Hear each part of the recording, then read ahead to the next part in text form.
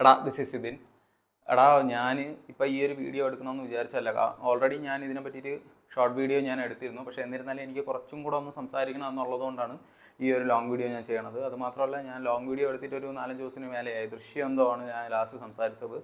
So എന്നാൽ അങ്ങനെ ഒന്ന് സംസാരിക്കാം എന്ന് വിചാരിച്ചു. ഞാൻ ഷോർട്ട് വീഡിയോയിൽ പറഞ്ഞതുപോലെ തന്നെ ഇന്ന് ഈ ഒരു വീഡിയോ എടുക്കണമെന്നുള്ള എൻ്റെ പ്ലാനിങ്ങിനെ ഇല്ലായിരുന്നു. കാരണം എന്ന് വെച്ചാൽ ഓൾറെഡി നന്ദി പ്രകാശനം പോലെ ആ ഒരു പരിപാടിയെ പറ്റി, അല്ലെങ്കിൽ എൻ്റെ ഈ ഒരു കണ്ടന്റ് ക്രിയേഷൻ ജേണിയെ പറ്റി ഞാൻ ഓൾറെഡി സംസാരിച്ച് അതിനുള്ള നന്ദി പ്രകാശനം എല്ലാം പറഞ്ഞു കഴിഞ്ഞതുകൊണ്ട് തന്നെ ഇത് ഞാൻ ഇന്ന് എടുക്കണമെന്ന് വിചാരിച്ചതല്ല. അപ്പം ഞാൻ വിചാരിച്ചു ഓക്കെ, അതുമാത്രമല്ല പുതിയ അങ്ങനെ OTT വേറെ പടമൊന്നും അങ്ങനെ വന്നിട്ടുമില്ല. ശരി, ഓക്കെ, പഴയത് എന്തെങ്കിലും അങ്ങനെ ഒന്ന് കാണാം അല്ലെങ്കിൽ ഒന്ന് റീവാച്ച് ചെയ്യാമെന്നുള്ള പേരിൽ ഞാൻ നെറ്റ്ഫ്ലിക്സിൽ കയറി ഇറങ്ങുകയും ലിറ്റിൽ ഹാർട്ട്സ് എന്ന് പറഞ്ഞുകൊണ്ടൊരു പടം ഞാൻ കണ്ടു. ഇത് ഞാൻ ഓൾറെഡി മുന്നേ ഞാൻ കണ്ടിട്ടുള്ളത് തന്നെയാണ്. ഇതിന്ന് റീവാച്ച് ചെയ്തതേ ഉള്ളൂ. ഇത് പടം ഇറങ്ങിയ ടൈമിൽ OTT വന്ന ടൈമിൽ തന്നെ ഒരു 3-4 തവണ ഞാൻ കണ്ടിട്ടുണ്ട്. എനിക്ക് ഭയങ്കരമായിട്ട് ഇഷ്ടപ്പെട്ടതും ഭയങ്കര റിപ്പീറ്റ് വാല്യൂ ഉള്ള ഒരു പടവുമാണിത്. എനിക്ക് പൊതുവേ അങ്ങനെ തെലുങ്കിൽ റിപ്പീറ്റ് വാല്യൂ ഉള്ള പടങ്ങൾ മേ ബി കാണുമായിരിക്കും, പക്ഷേ എൻ്റെ അറിവിൽ വളരെ കുറവാണ്. ഇതുപോലൊരു പടം എനിക്ക് അങ്ങനെ റിപ്പീറ്റ് വാല്യൂ ഉള്ള ഒരു പടം എനിക്ക് അങ്ങനെ ഓർമ്മ ഇപ്പം വരുന്നില്ല. സോ ഞാൻ പൊതുവേ ഒന്നാമത്തെ കേസ്, ഞാൻ ഈ റൊമാൻറ്റിക് പടങ്ങളുടെ ആളല്ല. ഞാൻ ഈ ദുരന്തർ, മാർക്കോ, ജോൺ വിക്ക്, അതുപോലെ ഇപ്പം റൈഡ്, അപ്പോൾ അതുപോലെ അങ്ങനത്തെ ഒരു കൈൻഡ് ഓഫ് അതാണ് എൻ്റെ ഒരു ഇഷ്ടപ്പെട്ട ഒരു ഏരിയ. അല്ലാതെ റൊമാൻറ്റിക് പടങ്ങളെന്ന് പറഞ്ഞാൽ ചുരുക്കം പടങ്ങൾ മാത്രമാണ് എനിക്കങ്ങനെ ഇഷ്ടമുള്ളതെന്ന് പറഞ്ഞാൽ, ഇപ്പം മലയാളത്തിൽ തട്ടത്തിൽ മറയത്ത് പോലെ, ഇപ്പം തമിഴിൽ എന്തുവാ 96, അങ്ങനെയൊക്കെ ചുരുക്കം. വേറെയുണ്ട് എക്സാമ്പിൾ, വേറെ ഒന്നും എൻ്റെ തലയിലൊന്നും പറഞ്ഞില്ല. തൽക്കാലം ഇത് വെച്ചൊന്ന് ഞാൻ ഓട്ടിച്ചതാണ്. അങ്ങനെ എന്ന് വെച്ചാൽ ചുരുക്കം പടങ്ങൾ മാത്രമാണ്. പക്ഷേ എന്നിരുന്നാലും റൊമാൻറ്റിക് പടങ്ങളിൽ എനിക്ക് ടീനേജ് ലവ് സ്റ്റോറീസിൻ്റെ അടുത്ത് ഒരു പ്രത്യേകിച്ച് ഒരു ഇഷ്ടമുണ്ട്. ഓക്കെ, പ്രധാനമായിട്ട് ടീനേജ് ലവ് സ്റ്റോറീസ് എന്ന് പറഞ്ഞാൽ ഞാനങ്ങനെ ഇംഗ്ലീഷ് പടങ്ങളിലൊക്കെയാണ് എനിക്ക് ഒരു ഇതുള്ളത്. കാരണം എന്ന് വെച്ചാൽ അതും ഈ പറഞ്ഞ പോലെ നമ്മൾ കേട്ട് പരിചയമുള്ള കഥയൊക്കെ തന്നെയാണ്, ക്ലീശ സാധനമാണെങ്കിൽ, പക്ഷേ അത് അവരെ എടുത്ത് വെച്ചേക്കുന്നത്, അവരെ പെർഫോമൻസ് ഒക്കെ കണ്ടുകൊണ്ടിരിക്കുന്ന നല്ല രസമാണ്. സോ അതുപോലെ തന്നെയാണ് ഈ ഒരു പടവും. ഇത് നമ്മുടെ ഫേസ്ബുക്ക് യുഗത്തിൽ നിന്നാണ്, ആ ഒരു ടൈമിൽ നിന്നാണ് ഇത് കഥ തുടങ്ങുന്നത്. ഒരു ടീനേജ് ലവ് സ്റ്റോറി തന്നെയാണ്. ലൈക്ക് എൻട്രൻസ് തോറ്റ് കുത്തുവാളെടുത്ത് പണ്ടാരടങ്ങിയിരിക്കുന്ന നമ്മുടെ നായകൻ ഒരു കോച്ചിങ്ങിന് പോവുകയും അവിടെ നിന്ന് ഒരു കഥാപാത്രത്തിനെ പരിചയപ്പെടുന്നു. അങ്ങനെ അതുമായിട്ട് ബന്ധപ്പെട്ട് കിടക്കുന്ന സംഭവ വികാസങ്ങളും തുടർന്നുള്ള വർഷങ്ങളുമായിട്ടാണ് ഈ പടം ഓട്ടിച്ച് പോകണത്, ഈ ഒരു കഥ പറഞ്ഞു പോണത്.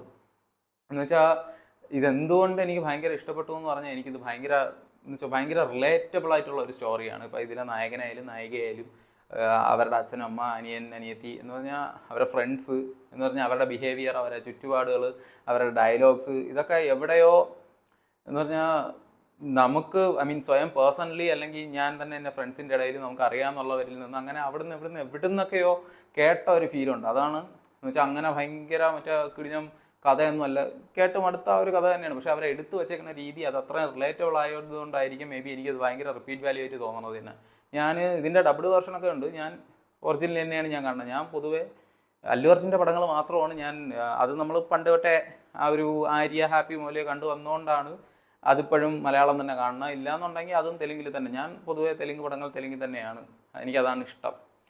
സോ കമ്മിങ് ടു ഇതിലോട്ട് വരണമെന്നുണ്ടെങ്കിൽ അങ്ങനെ ഭയങ്കര റിലേറ്റബിൾ ആയിട്ടുള്ള ഒരു കഥയാണ്.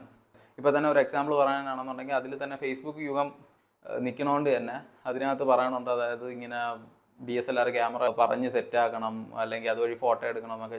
എനിക്ക് ഓർമ്മയുണ്ട്. എന്ന് വെച്ചാൽ എനിക്കത് 2014-15 ആ ഒരു ടൈമിലൊക്കെയാണ്. അന്ന് 2015 എന്ന് പറയുമ്പോൾ ഞാൻ 10ാം ക്ലാസ് പഠിക്കുന്നു.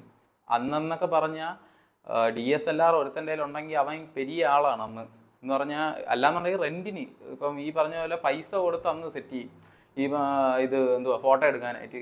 അന്ന് ഇപ്പം DSLR ഉള്ള ഒരാളുടെ നിന്നാണെന്നുണ്ടെങ്കിൽ ഈ വിളിച്ചു വരുത്തി ഒരു 10-200 ഫോട്ടോ ഇരുന്ന് ചരിഞ്ഞും കിടന്നും കമന്നും എല്ലാം, എന്നിട്ട് കുറേ കണ്ണാപ്പി എഡിറ്റിങ്ങും വാരി തട്ടിയൊക്കെ പോസ്റ്റ് ചെയ്യണ ഒരു കാലം ഉണ്ടായിരുന്നു. അത് ഈ പറഞ്ഞ പോലെ മരുന്ന് കഴിക്കുമ്പോൾ തന്നെ രാവിലെ ഒന്ന്, ഉച്ചയ്ക്കൊന്ന്, വൈകിട്ടൊന്ന്, പല പോസുകളിലൊക്കെ അന്ന് ചെയ്തുകൊണ്ടിരുന്നത്. ആ ഫോട്ടോയൊക്കെ ഇന്ന് കണ്ടാൽ സഹിക്കാൻ പറ്റൂല.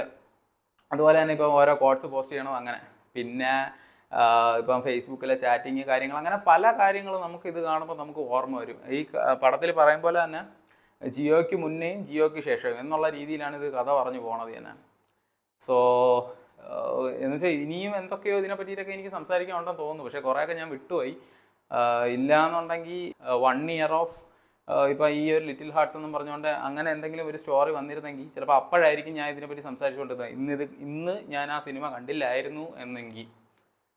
സോ ഒന്ന് കണ്ടു നോക്കുക കേട്ടോ. നിങ്ങൾ കണ്ടിട്ടില്ല എന്നുണ്ടെങ്കിൽ ജസ്റ്റ് ഒന്ന് കണ്ടു നോക്കുക. ഡബിൾ വെർഷൻ കിട്ടും. തെലുങ്ക് എന്നെ കാണാൻ വയ്യ എന്നുണ്ടെങ്കിൽ ഡബിൾ കണ്ടാലും മതി. അതൊക്കെ ഐഡിയ കിട്ടിയാൽ പോരെ. സോ അങ്ങനെ ഒന്ന് കണ്ടു നോക്ക്. ചിലപ്പോൾ നിങ്ങൾക്കൊക്കെ റിലേറ്റ് ആവുന്ന ഒരു പടമായിരിക്കും ഇത്. ഇതുപോലെ തന്നെ കുറേ ഇൻസിഡൻസ് ഇതിനകത്ത് പറയാനുണ്ട്. ഇപ്പോൾ ഈ പറഞ്ഞ പോലെ ബസ്സിൽ ടിക്കറ്റ് ഇല്ലാതെ പോവുക, എന്തെങ്കിലുമൊക്കെ ഒന്ന് അടിച്ചു മാറ്റി വരിക, ഈ ഗേൾഫ്രണ്ടിനെ സോപ്പിടാൻ വേണ്ടി ഓരോരോ കാര്യങ്ങൾ ചെയ്യുക, ഈ പറഞ്ഞ പോലെ വീട്ടുകാരെ നടിയിട്ടാതിരിക്കാനായിട്ട് എന്തെങ്കിലും ഡയലോഗ് പറഞ്ഞ് ഇറങ്ങി ഓടുക, അങ്ങനെ ഇഷ്ടം പോലെ. ഞാൻ പറഞ്ഞില്ലേ, ഈ പറഞ്ഞ സംഭവങ്ങൾ തന്നെ നമ്മൾ ആ ഒരു സ്കൂൾ ടീനേജ് ടൈമിൽ ചെയ്തു വെച്ചാൽ ഉള്ള വേലത്തരങ്ങളെല്ലാം അവിടെ ആയിട്ട് ഇത് അങ്ങനെ എടുത്ത് കാണിക്കുന്നുണ്ട്. സോ ഇനിയും കാണുമായിരിക്കും.